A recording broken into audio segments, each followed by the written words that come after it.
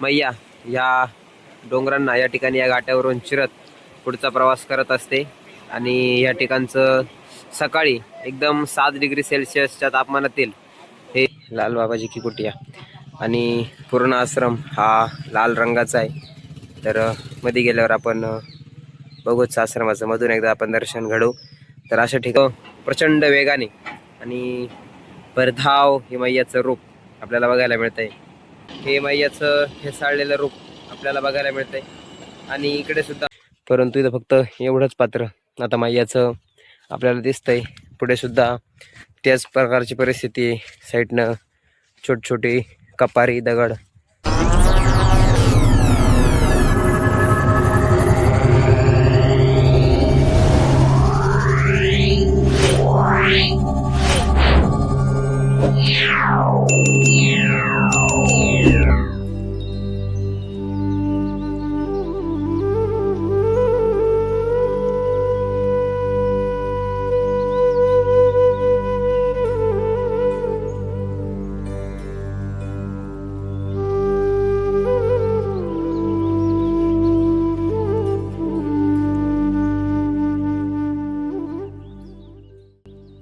रामकृष्ण हरी मंडळी, नर्मदे हर। आपण करत आहोत नर्मदा मैयाची पायी परिक्रमा आणि आजचा आपला परिक्रमेचा आहे 45वा दिवस आणि सकाळी आपण सातधारा या ठिकाणापासून किंवा या गावापासून आता पुढे निघालेलो आहोत आणि हा सर्व नर्मदा मैयाच्या परिक्रमेचा पायी प्रवास आम्ही आपल्याला आपल्या अध्यात्म मार्ग या यूट्यूब चॅनलद्वारे दाखवण्याचा प्रयत्न करत आहोत, जेणेकरून अनेक संतांची, देवदेवतांची, ऋषीमुनींची तपश्चर्या भूमी असेल, अनेक तीर्थक्षेत्रे, रमणीय ठिकाणे ज्यांची दर्शने आपल्याला कधी होत नाहीत, अशी दर्शने आपल्याला घडवण्याचा आम्ही प्रयत्न करत आहोत। तरी आपणही आमच्या अध्यात्म मार्ग या यूट्यूब चॅनलला सबस्क्राईब करावं, व्हिडिओला लाईक, कमेंट, शेअर करून जास्तीत जास्त प्रतिसाद द्यावा, जेणेकरून आम्हीही अधिक ऊर्जेने आपल्याला जास्तीत जास्त माहिती पोहोचवण्याचा प्रयत्न करू। तर आज आपण सकाळी सातधारा या ठिकाणावरून हरिहर आश्रम सातधारा इथून पुढे निघालेलो आहोत आणि आजच्या 45व्या दिवसाच्या प्रवासाला लागलेलो आहोत। तर आज सकाळी आपण जवळजवळ उठलो होतो 5 वाजताच, पण थंडी एवढ्या मोठ्या प्रमाणात येते। आता आपण पुन्हा ही शाल वगैरे, कानटोपी, मास्क, हँड ग्लोव्ज वगैरे सर्व आता घालून पुढे निघालेलो आहोत, कारण आपण जसं जसं आता पुढे जाऊ तशी तशी थंडी वाढत जात असते। आणि ही शाल आपण ज्या सातधारा आश्रमात थांबलो होतो तिथले जे त्या आश्रमाचे मुख्य आणि एक सिद्ध महात्म्य असलेले ते बाबाजींनी आपल्याला प्रसाद म्हणून दिले आणि योगायोगाने तिथल्या सेवकांच्या मार्फत आपल्याला त्यांचं दर्शन झालं होतं। तर असं महात्म्यांचं दर्शन करून आणि तेथील मैयाचं रौद्र रूप सुद्धा आपण बघितलेलं आहे, ते रौद्र रूप सुद्धा आपण तुम्हाला दाखवणार आहेच। तर असं मैयाचं दर्शन वगैरे करून आता आपण पुढे निघलेलो आहोत। पण कालपासूनचा एक डोक्यात असलेला अनुभव मला तुम्हाला सांगायचा आहे। तर असं आहे की मैयाला आपण म्हणजे पूर्वी पार अनेक ऋषी मुनी सर्वजण मैयाला आई का मानत असतील, तर एक छोटासा अनुभव सांगतो की जसं आई आपल्या बाळाला मारते, काही शिक्षा करते चुकलं तर, पण तितक्याच प्रेमानं ती बाळाला जवळ सुद्धा घेत असते, तितकंच प्रेम करत असते।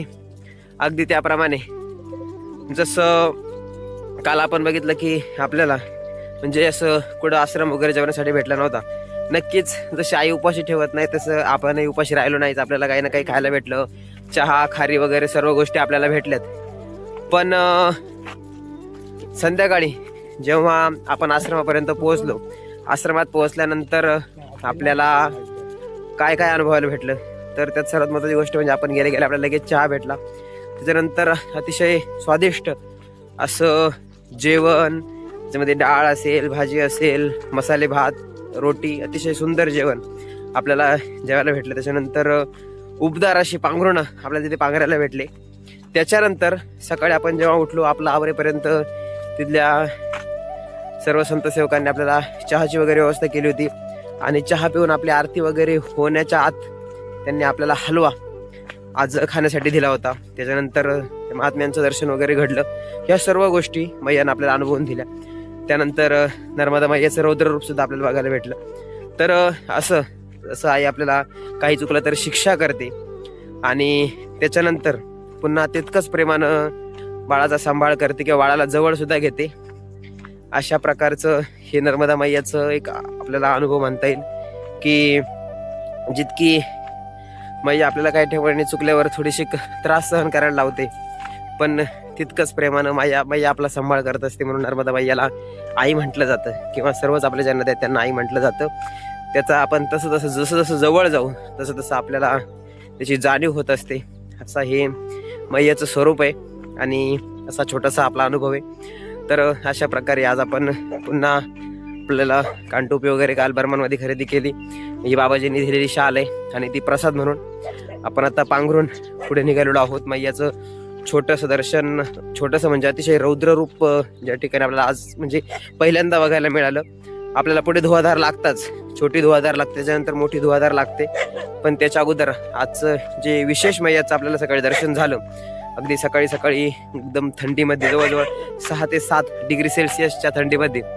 तर अशा ज्या मैयाच्या रौद्र रूपाचं आता आपण तुम्हाला दर्शन घडवतोय. आपण आज इथे मुक्कामी होतो. तिथील तटकावरचं हे दृश्य आहे आणि अतिशय मैयाचं रौद्र रूप आपल्याला ठिकाणी बघायला मिळतंय. आणि जसा भेडाघाट या ठिकाणी मैया डोंगरांना चिरत जाते, तसं पहिलं बघितलं तर आपण या दगडांना बघा, हे सर्व पाण्याच्या म्हणजे मैया या डोंगरांना या ठिकाणी या घाटावरून चिरत पुढचा प्रवास करत असते.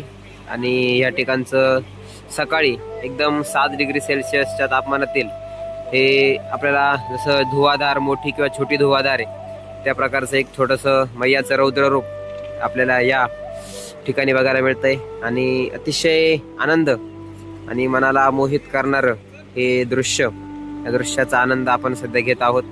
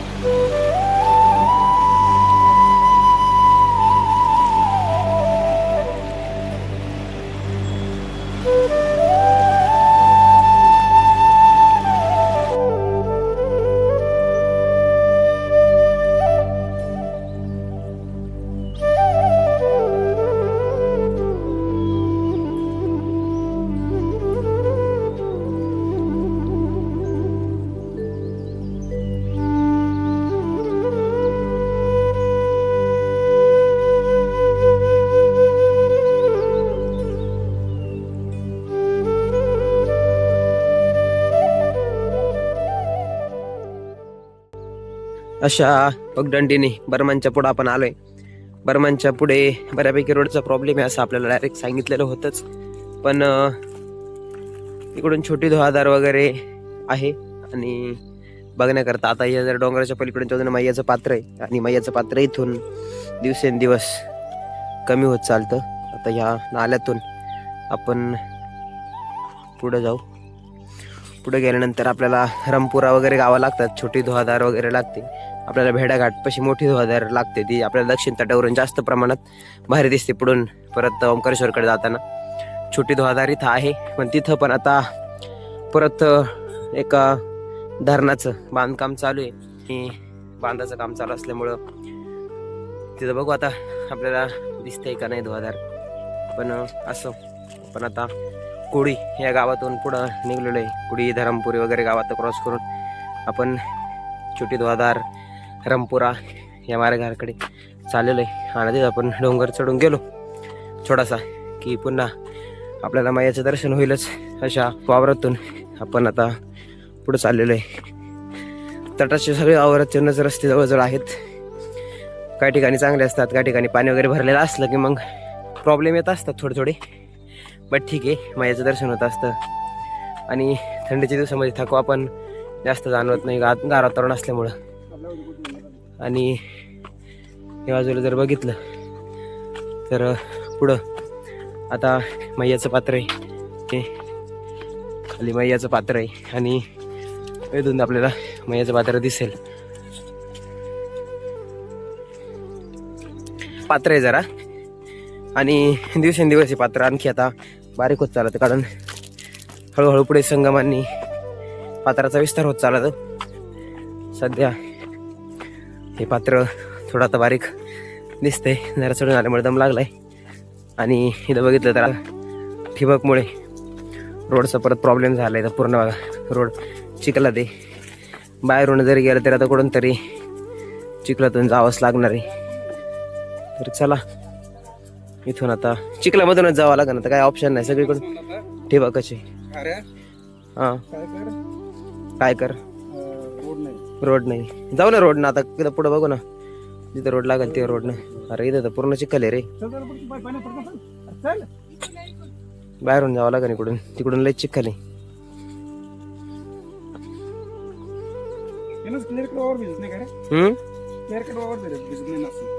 भिजत ना.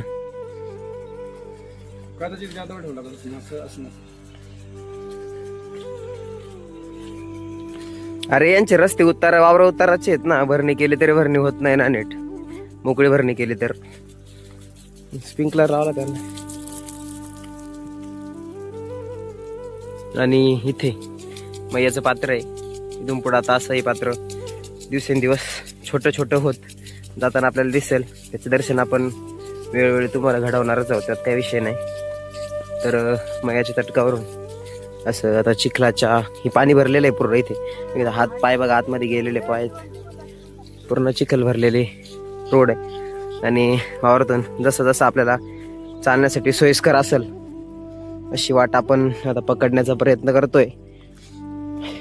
कारण आता काय पाणी भरल्यामुळं पूर्ण असे सँडल वगैरे पाय चिखलाने भरतात. तरी नशीब आपल्याला थोडीशी कोरडी वाट काढायला भेटली, काही ठिकाणी ती पण नाही भेटत. बघू मैयाचं दर्शन वगैरे करून आता आपण पुढे छोटी धुआधार या गावाकडे आता पुढे जाऊ. इकडे पुढे आपल्याला दिसेल इकडं एक बांधकाम चालू आहे बघा, वरती मशिनरी, आणि तिकडं धरणाचं काम चालू आहे, जे छोटी धुआधार आहे. बघू आता बाहेरून जावं लागतंय का जवळून जायला भेटतंय, दर्शन करायला भेटतंय का नाही मैयाचं तिथलं त्या अवताराचं, ते तिथे गेल्यावर आता कळेल आपल्याला. बघू काय होतंय. चिखलामधून आता आपण आलोय. पाय वाऱ्यापैकी आता रेतीनं जरा कोरडे झालेत, पण सँडल वगैरे सगळे खराब झाले. आणि या पूर्ण शपथ दगडाच्या रस्त्यांनी आता आपण चाललेलो आहे. कारण तटाचा मार्ग हाच आहे आपल्याला, दुसरे बाकीचे मार्ग शेतीचे वगैरे ते आता बंद आहेत ना, त्याच्यामुळे अशा या रस्त्याने आपण इकडे चाललेलो आहे. इकडे पुढे गेलं तर इकडे छोटी धुआधार वगैरे आहे, पण बघू आता आपल्याला ती बघायला भेटते का नाही. कारण ते बघितलं तर सगळं आता काम चालू आहे, बांध वगैरे धरणाचं तिथं काम त्यांनी हाती घेतलेलं आहे. त्याच्यामुळं आपल्याला जर बघायला भेटली तर चांगलंच आहे, पण तसा प्रयत्न करू की आपल्याला बघता येईल. तोपर्यंत अगोदर या दगडाच्या रस्त्यांमध्ये आपण बाहेर पडू, म्हणजे कुठेतरी जागा बघून आपल्याला कुडीमध्ये हे जो नाश्ता त्या दादाजींनी दिला होता त्या नाश्त्याचं आपण सेवन वगैरे करू. मग याच्या तटकावर बसून कुठेतरी बघू आता आपल्याला कुठे जागा भेटते काय व्यवस्थित बसण्याकरता, जिथून मैयाचं दर्शन पण होईल. बसण्याकरता जागा व्यवस्थित असेल अशी जागा आपण शोधू.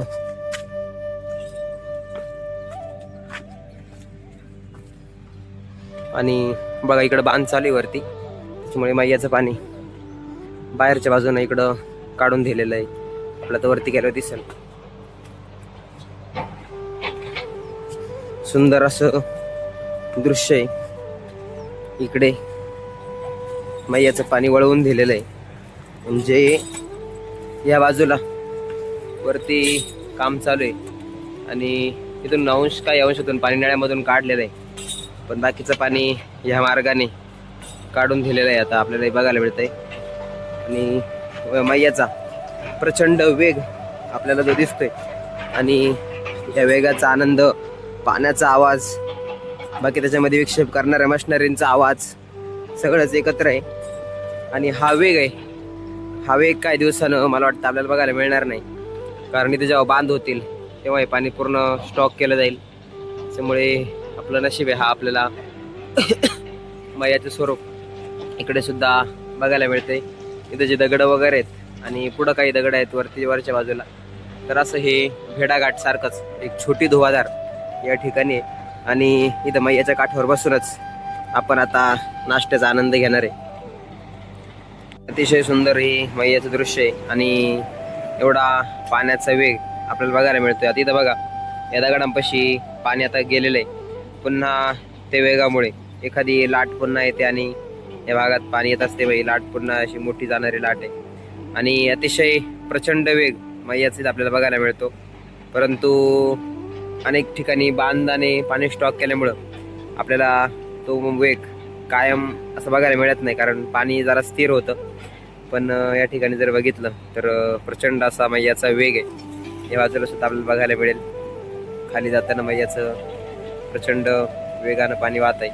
या बाजूला इकडे बघा, वरून आपण पूर्ण अगोदर सुद्धा दाखवलं होतं असं हे पाणी आणि इकडून येणारी लाट बघा.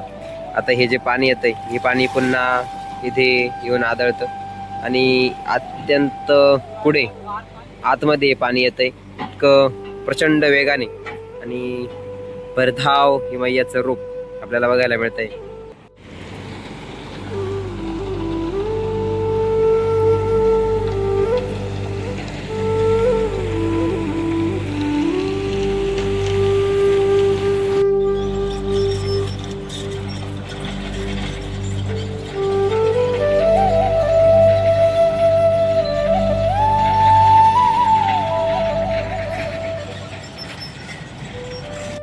जर बघितलं तर या बाजूला छोटी धुवाधार आहे. आपल्याला काही अंशामध्ये मैयाचे फेसाळलेलं रूप आपल्याला या ठिकाणी दिसेल आणि या छोटी धुवाधारकडे पुढे आपल्याला जाण्यासाठी मार्ग नसल्यामुळं आपल्याला नाईलाजाने लांबूनच दर्शन करावं लागतंय. आणि अशा या छोटी धुवाधारपासून आपण आता पुन्हा या बाजूला वळणार आहे आणि वाढती प्रगती आणि होणारा विकास हा आपल्यासाठी वैताग देणारा कसा आहे तर असा आहे. आपल्याला डॅममुळे कायमच त्रास होतोच आहे. आपल्याला डॅममुळे अंतर वाढतंय, चालायला तटावरून चालता येत नाही, अशा प्रकारचं धुवाधारचं दर्शन वगैरे आपल्याला करता येत नाही. असं आता काय ऑप्शन नाही, जे आहे ते ठीक आहे. तर असं छोटे धुवाधारचं आपण लांबून दर्शन घेतलेलं आहे. पण मोठी धुवाधार तिथे पण डॅम आहेच, पण तिथं पण आपण जाऊ जेव्हा दक्षिण तटावरून येऊ तेव्हा मोठी धुवाधारचं तर आपल्याला दर्शन होईल. धुवाधार म्हणजे एकदम मैयाचं फेसाळलेलं रूप असतं आणि जिथून असं धुराप्रमाणे जे वाफावरती येत असतात पाण्याचे बारीक बारीक कण, अगदी त्याला धुवाधार म्हणतात, जे काही अंशामध्ये आपल्याला तिथे दिसतं. परंतु डॅमच्या कामामुळे बऱ्यापैकी ते आता कमी झालेलं आहे, किंवा वरती जे डॅम आहेत त्या डॅममुळे पाण्याचा स्पीडसुद्धा कमी झाल्यामुळे ते धुवाधाराची तीव्रता आहे ती कमी झालेली आहे. वरती पण तसं काही अंशात प्रॉब्लेम जाणवण्याची शक्यता आहे. पण बघू आता काय होते ते. छोटी धुवाधार कसून आता आपण रामपुरा वगैरे पुढच्या गावांकडे चाललेलो आहे. नकाशात बघितलेले जे डोंगर आहेत ते हे डोंगर आहेत मध्य भागावर आपल्याला दिसत आहेत. पुढच्या बाजूनं पुन्हा त्या डोंगरांवर माती वगैरे टाकून आता हे इथे काम चालू असल्यामुळं ते धुवाधार मला वाटतं इथून पुढे बंद होईल दिसणं. इथे बघितलं तर त्याच डोंगरांच्या पुढे थोडंसं हे मैयाचं फेसाळलेलं रूप आपल्याला बघायला मिळतंय आणि इकडे सुद्धा तसंच रूप मैयाचं आपल्याला बघायला मिळेल बघा. आणि अशा या धुवाधारमधून आपण आता पुढे चाललेलो आहोत. हे डोंगर जे डोंगर मैया कापत पुढे जात असते, परंतु वरती बर्गी डॅम आहे आणि कदाचित अजून एखादा छोटासा डॅम असू शकतो, त्याच्यामुळे पाण्याचा स्पीड सुद्धा कमी केला गेलेला आहे. कारण इथं काम चालू असल्यामुळे इथं बघितलं तर हे सगळे कामं वगैरे ते चालू आहेत.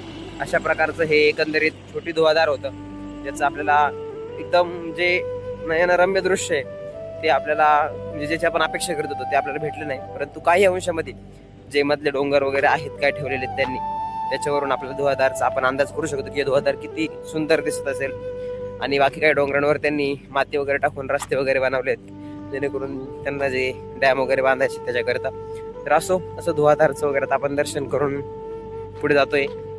छोटी धुवाधार बघून आपण आता गुरसी या गावामधून आता पुढे चाललेलो आहे.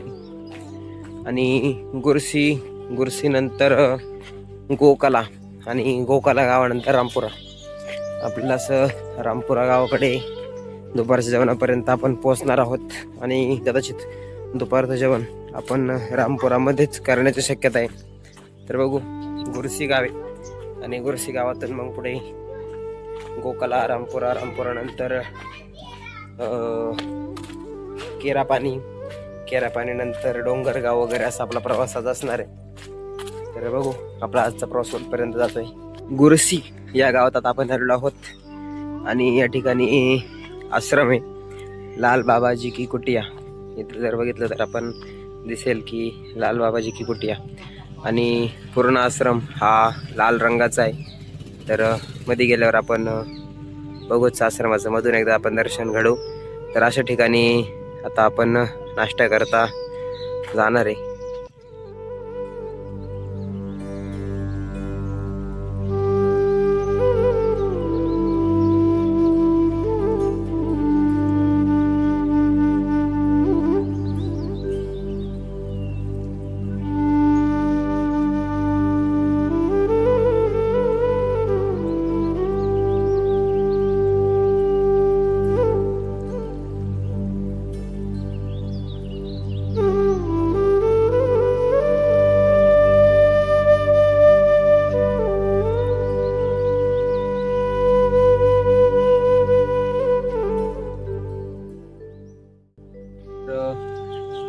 असा हा लाल बाबाजींचा आश्रम आणि नावाप्रमाणेच लाल आश्रम आहे.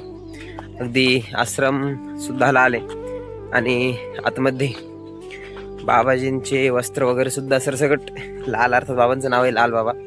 आणि असं बाबाजींच्या आश्रमात आपण नाश्ता केलाय, परंतु एकदम भोजनाच्या बरोबरीचा असा नाश्ता केलाय आपण. मोठ्या प्रमाणामध्ये भरपूर भात वगैरे खाल्लेला आहे. भाताबरोबर डाळ होती, पंजाबी भाजी वगैरे होती आणि असं भरपूर जेवण आपण केलं आहे. आपल्याला पुढे जेवणाची सुद्धा आता इच्छा नाही. तर बघू, पुढे गोकाला, रामपुरा, केरापाणी, डोंगरगाव, आमोद, धुमगड, भरपूर मोठा प्रवास आहे. आता कुठपर्यंत आपलं जाणं होतं ते कळेल आपल्याला. आता प्रवास चालू ठेवून जिथपर्यंत पोहोचू तिथे आता मुक्काम करू. जेवण वगैरे तर आपलं झालेलं आहे आता सध्या. मग बघू पुढं काय होते तुम्हाला दाखवूच. गुरशी गावातून जेवण करून आता आपण पुन्हा गोकाला गावाकडे जाण्याकरता, रामपुरा गावाकडे जाण्याकरता या तटमार्गाने आता निघालेलो आहे आणि पुन्हा मैयाच्या अतिशय जवळून आपण आता प्रवासाला लागलेलो आहे. अगदी मैयापासून फूट ते 2 फुटावर अगदी किनाऱ्यावरून आपण हा प्रवास करतोय तटाचा. आणि इथून पुढे आता बघू, जेवढा शक्य होईल तेवढा प्रवास तटावरून करून पुढे केरापाणी नंतर जरा तटावरून जाण्याचा प्रॉब्लेम येतोय, केरापाणी धुमगड कसपासून. तर बघू आता केरापाणी, रामपुरा पहिल्या तटावरून प्रवास करू आणि मग तिथून पुढे प्रवास कसा करण्याची वेळ येते तुम्हाला दाखवूच. पण इथे मैयावरून आता आपण पुन्हा प्रवास करीत चाललेलो आहे आणि इथं पुढे थोडासा एक छोटा डॅम असल्यामुळे इथं जर बघितलं तर मैयाचं पाणी अतिशय शांत आणि स्थिर असं पाणी आहे. इकडे पुढं तटावर पुरा काहीतरी काम सुरूच आहे. तर अशा या मैयाच्या तटकावरून आपण आता पुढे रामपुरा, गोकाला गावांकडे निघालोय. अशा लाकडी आणि आता बऱ्यापैकी हा जुना झालेला पूल आहे. अशा पुलावरून आपण या पाऊलवाटेनं आलेलो होतो पुढं आणि पुढे आता रामपुरा गावाकडे आपण चाललेलो आहे. काही ठिकाणी रामपुरा, काही ठिकाणी रामपुरा दाखवते. आपल्याला पण कळलं नेमकं गावाचं नाव काय. बघू आता गावात गेल्यावरच कळलं आपल्याला नेमकं रामपुरा आहे का रामपुरा आहे. आणि हा छोटासा नाला आहे, नदी वगैरे नाही काही असं तसं उल्लेख तर नाही काय नावाचा. पण या नाल्यातून क्रॉस करून आता आपण पुन्हा शेतीच्या रस्त्यानं पुढे रामपुरा गावाकडे चाललेलो आहे.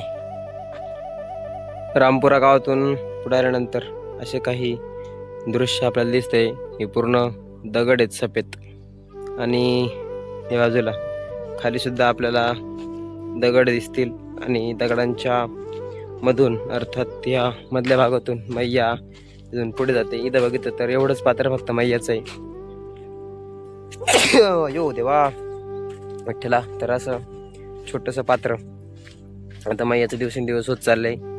इथे जर बघितलं तर बघा, आपल्याला काही ठिकाणी असं होतं की मैयाचं पात्र ती बघताना नजर पुरत नव्हती, परंतु इथं फक्त एवढंच पात्र आता मैयाचं आपल्याला दिसतंय. पुढे सुद्धा त्याच प्रकारची परिस्थिती आहे. साईडनं छोटे कपारी दगड जे मैया पाण्याच्या साह्याने कापत चालत पुढे जात असते. आणि छोटंसं पात्र असं रामपुरा या गावातून आपण पुढे निघालेलो आहेत. रामपुरा असं ते गाव होतं आणि रामपुरा गावातून आता पुढे केरापानी आणि केरापानीकडे जात असताना आपल्याला मध्ये या ठिकाणी एक आश्रम वगैरे पण लागतोय. तर बघू पुढे केरापानी आपल्याला किती वेळात आपण केरापानीला पोहोचतोय.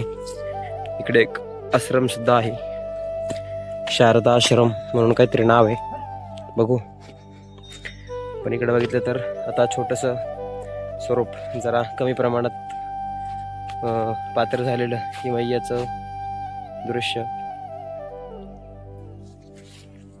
एका ज्या मार्गाने लागणाऱ्या सामान्य नद्या आहेत त्या नद्यांप्रमाणे हे मैयाचं एक छोटंसं आता पात्र तयार झालेलं आहे.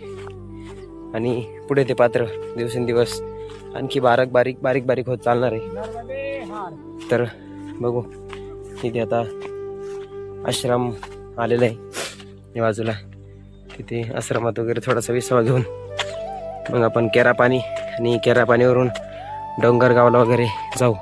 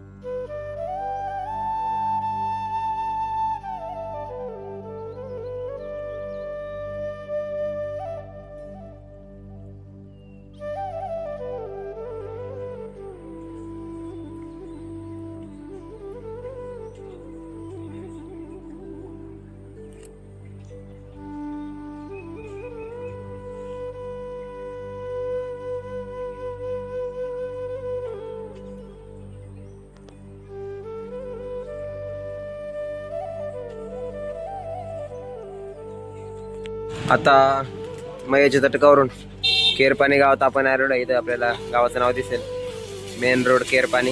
आणि केरपाणी गावात इकडे मागे इकडे स्वीट्सच्या दुकानामध्ये आपण बॅकअपसाठी फरसाण घेतलेलं आहे. म्हणजे अजून तर भूक लागलेली नाही, पण 2-2:30 वाजलेले, परत 3-4 वाजता भूक वगैरे लागू शकते. इथं काही किरकोळ प्लस वगैरे घेऊन आता आपण या मार्गाने जाणार आहे. हायवेला लागून हायवेने थोडासा 14 किलोमीटरचा प्रवास डोंगरगावचा करणार आहे. आणि डोंगरगावला पुन्हा तटावर आपण येणार आहे. आणि डोंगरगावला आपण मुक्काम करण्याचा बहुतेक आपला प्रयत्न आहे, कारण तिथून पुढे 10 किलोमीटरवर धुमगड आहे, तिथपर्यंत आपलं जाणं होणार नाही. तर बहुतेक डोंगरगावलाच आपण आजचा मुक्काम करू. तर अशा प्रकारे केरपाणी गावामध्ये फरसाण वगैरे घेऊन थोडंसं पाणी वगैरे पिऊन आता आपण पुढे हायवे लागणार आहे, जो जबलपूर भोपाळ हायवे. त्या हायवेने थोडासा प्रवास करून मग डोंगरगावला जाणार आहे. तर थोडं पाणी वगैरे पिऊन घेऊ आणि मग पुढच्या प्रवासाला निघू. केरपाणी गावातून आपण आता हायवेला लागून जवळजवळ 2 ते 4-5 किलोमीटर झालेले आहेत. आणि 4-5 किलोमीटरच्या वर आपण हायवेने प्रवास केलेला आहे, कारण मधला रोड जास्त चढावचा उताराचा आहे आणि तटावरून तर नाही, थोडासा गातूनच आहे. तर आपण आणखी थोडंसं 1-2 किलोमीटर लांबून असा रस्त्यानं चाललेलो आहोत हायवेनं. इकडं आता सूर्यास्त जवळजवळ पुण्याच्या मार्गावर आहे, पण अजून डोंगरांच्या वरती, पण अजून सूर्यास्त बाकी आहे. मला वाटलं आता 4:30 वाजलेत आणि 4:30-4:45 झालेले आहेत. मला वाटतं 4:45 झालेत. तर 4:45 वाजून गेलेत आणि आपण हायवेनं तर डोंगरगावकडे चाललेलो आहे. सूर्यास्त मागं होतोय, आपण चाललेलो आहे. अजून 3 किलोमीटर बाकी आहे, 5:30 पर्यंत आपण पोहोचू. तर एकंदरीत असा आपला आजचा प्रवास होता. भरपूर आपण प्रवास सटानेच केलेला आहे. पण शेवटचं एक 7-8 किलोमीटर आपण हायवेनं आलोय, कारण तटाकडून पण एकदम रोड नव्हता आणि मधला रोड पण एवढा चढ उताराचा बऱ्यापैकी होता. अंतर 2-3 किलोमीटर कमी होतं. तो रोड आपण सोडून इकडून आलेलो आहे आणि आता डोंगरगावकडे आपण चाललेलो आहे. बघू डोंगरगावला आश्रम वगैरे कुठे आहे काय. अजून आपण आश्रमाची काय माहिती नाही. नर्मदा माईचं मंदिर आहे तिथे आणि गुजरातीवाले बाबा म्हणून त्यांचा एक आश्रम आहे. तर बघू आता तिथे गेल्यावरच कळेल आपल्याला की नेमका आपल्याला आश्रम वगैरे कोणता भेटतोय.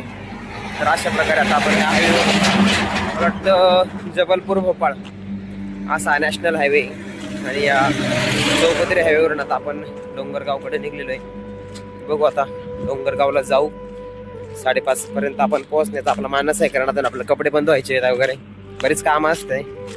कपडे धुवायचे असतात, परत ब्लॉग एडिट करायचा असतो. एक तरी ब्लॉग आपल्याला डेली करावाच लागतो, नाही तर मग तो परत पेंडिंग पडला तर मग दुसऱ्या दिवशीला जमत नाही.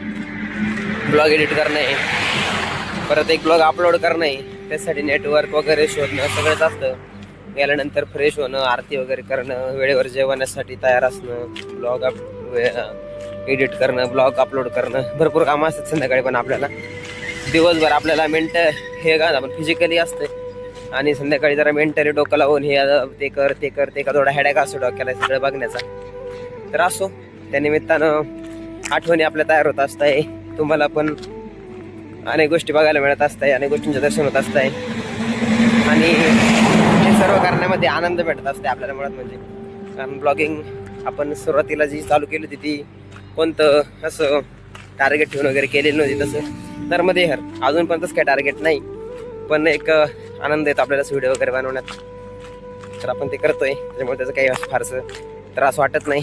पण ते असतं जरा थोडंसं एडिटिंगसाठी टाईम काढणं किंवा अपलोडिंगसाठी टाईम काढणं, नेटवर्क शोधणं, ते पण करू आपण गेल्यावर. बघू आता अगोदर डोंगरगावला आपण किती वाजेपर्यंत पोहोचतोय, कारण इकडून हायवेला आश्रम आहेत पण अजून जवळ 12-13 किलोमीटर ते पुढे आश्रम आहेत. आपण तेवढं जाऊ शकत नाही. आणि आपल्याला उद्या शंकराचार्य अर्थात जे जगद्गुरू आहेत त्यांची गुफा आपल्याला बघायची, जिथे त्यांना साक्षात्कार झाला होता आपल्या श्रीगुरूंचा. तर त्यांचे श्रीगुरू कोण, साक्षात्कार झालेली ती गुफा कोणती आहे, कशी आहे, काय आहे, कुठे आहे, सगळं आपण उद्या बघणार आहोत. उद्या आपण तिकडे जाणार आहोत. जर आपलं भाग्य चांगलं असलं तर गुफेत सुद्धा आपल्याला प्रवेश मिळू शकतो, कारण त्याचे पुजारी वगैरे जेव्हा येत असतात तेव्हाच ती गुफा अवेलेबल असते आपल्याला बघण्यासाठी. इतर वेळेस ती फारशी उघडी नसते. बघू आता तो सगळा उद्याचा विचार आहे, काय होतंय काय नाही. आपण पहिला आता डोंगरगावकडे जाऊ, मग तिथून पुढचं सगळं बघू. आपल्या मुक्कामाची व्यवस्था वगैरे सगळी व्यवस्था कशी काय तुम्हाला दाखवूच. तर चला डोंगरगावला जाऊ आपण पहिले. आपलं हायवेवरून जर बघितलं तर आपल्याला आता तीनही बाजूने आपल्याला डोंगर दिसतील. या बाजूला डोंगर नाही, या बाजूला मैया असल्यामुळं इकडं या बाजूला डोंगर नाहीत सध्या, पण इकडं सुद्धा सगळीकडं आपल्याला डोंगर दिसतील. इकडं सुद्धा डोंगर आहेत आपल्या मागं इथपर्यंत, पार अगदी इकडं सुद्धा इथपर्यंत डोंगर आहेत. फक्त एक बाजू अशी ज्या बाजूला डोंगर नाही, ती म्हणजे आपल्या उजव्या बाजूला मैया असल्यामुळे इकडे डोंगर नाही दिसत आहेत. पण संपूर्ण हा प्रदेश डोंगरांचा प्रदेश आहे. आणि आपण आता इथून या बाजूला मध्ये डोंगर गाव आहे, त्या डोंगर गावात मुक्काम करणार आहे. आणि या डोंगरांच्या साईडने जिकडं दूर दिसतोय आपल्याला, या बाजूने बाहेरच्या डोंगरांच्या बाहेरून आपण पुढे निघणार आहे डोंगरांच्या पलीकडे. आणि मग तिथून परत आपला पुढचा प्रवास असणार. आपण आता हायवेने चालत जवळजवळ डोंगरगावच्या जवळ आलेलो आहोत. इथं जर बघितलं तर आपल्याला पाटी दिसल, डोंगरगाव ह्या बाजूला आहे. तर आता इकडे आपण हायवे सोडून डोंगरगावकडे आता वळणार आहे. आणि बघू आता गावात जाऊन, जवळजवळ 1 किलोमीटरमध्ये गाव आहे आणि तिथे परत आश्रम कुठे आहे ते आता गावात गेल्यावर आपल्याला कळेलच.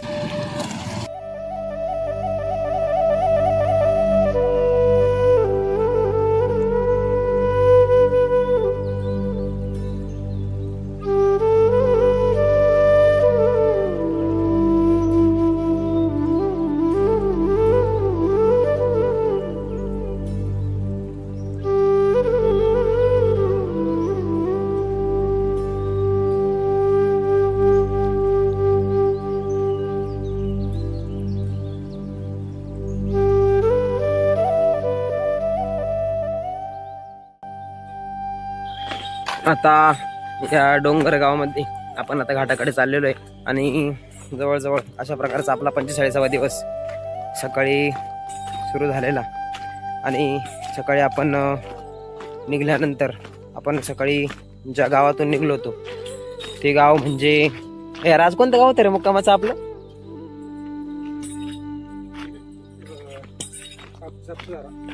सातदारा. या सातदारामध्ये मुक्कामाला होतो आम्ही रात्री.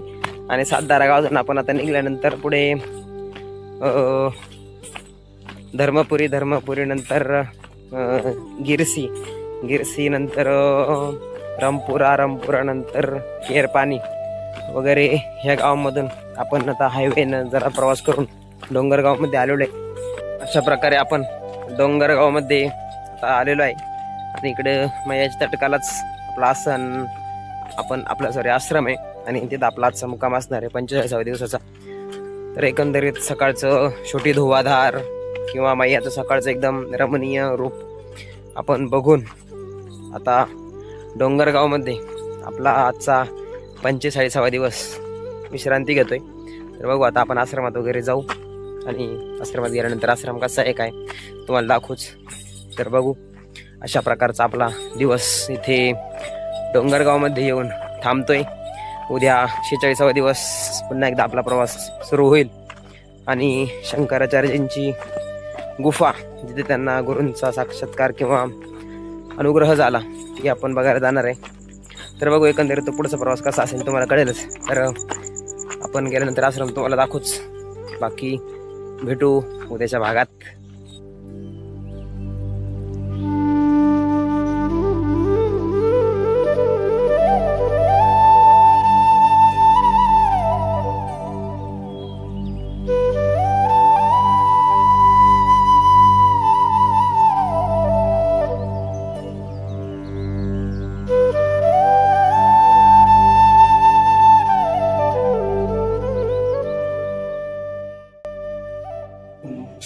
हे दृश्य एकदा आपण बघून घ्या आणि खाली पण बघा. तर वास्तविक आपण आजचा व्हिडिओ रस्त्याने थांबवला होता. आपल्याला असं वाटलं होतं की संध्याकाळी परत बाबा इथं आल्यावर बोलायला भेटते नाही भेटते, पण इथं आल्यानंतर मला पुन्हा व्हिडिओ काढण्याची इच्छा झाली. अवतार बघा, आपण अवतार जाऊ द्या. तर हे जे आपल्याला दिसतंय ते आहे पूर्ण शेणानं सारवलेलं आहे आणि पूर्ण आपल्याला चारही बाजूने शेण सारवलेलं दिसेल. प्लस वरच्या बाजूला आहे थोडंसं त्यांनी फिनिशिंग करतात आणि खाली सुद्धा साईडला फिनिशिंगची फरची आहे आणि इथे पुन्हा शेणानं सारवलेलं आहे. म्हणजे इथं सध्या तरी गार लागतंय फरचीवर, पण इथं शेणाचं ठिकाणी अजिबात गार लागत नाही. इतकं भारी कम्फर्टेबल आहे बनवलेलं यांनी. आणि बाहेर सुद्धा भरपूर मोठं वृंदावन आहे, मी दाखवू शकतो. अतिशय तुळशी वृंदावन आपल्याला बघायला भेटेल. भरपूर मोठ्या प्रमाणात तुळशी या ठिकाणी आहे. फाउंटनचं आहे, सध्या फाउंटन तर बंद आहे, ठीक आहे असू द्या. तर आणि भरपूर रूम्स या ठिकाणी आपल्याला दिसतील. आणि अशा या ठिकाणी या रूमवर मध्ये आपण फक्त आता 4 जण आहेत सध्या तरी, अजून कोणी आलेलं नाही. मे बी कोणी येणार पण नाही कारण उशीर आता बऱ्यापैकी झालेला आहे. तर अशा प्रकारचा हा एंटायर अशा प्रकारचा हा आश्रम आहे. आणि या बाजूने जर बाहेर बघितलं तर इथं बघा सुंदर असा सूर्योदय काचातून बघावं लागणार आहे. तर सुंदर असा सूर्यास्त इकडे झालेला आहे बघा. ती लाल सूर्य दिसतो आणि इकडं नर्मदा मैयाचं पात्र आहे. नर्मदा मैयाचं पात्र आहे. तर अशा सुंदर सूर्याचं दर्शन करीत या ठिकाणी बॅकग्राऊंड मध्ये खाली नर्मदेच्या शेणानं सारवलेल्या एरियामध्ये आपला इथला 45वा दिवस डोंगरगाव या गावामध्ये नर्मदा माईच्या तटकावर विश्रांती घेतोय. बोला नर्मदे एखादा.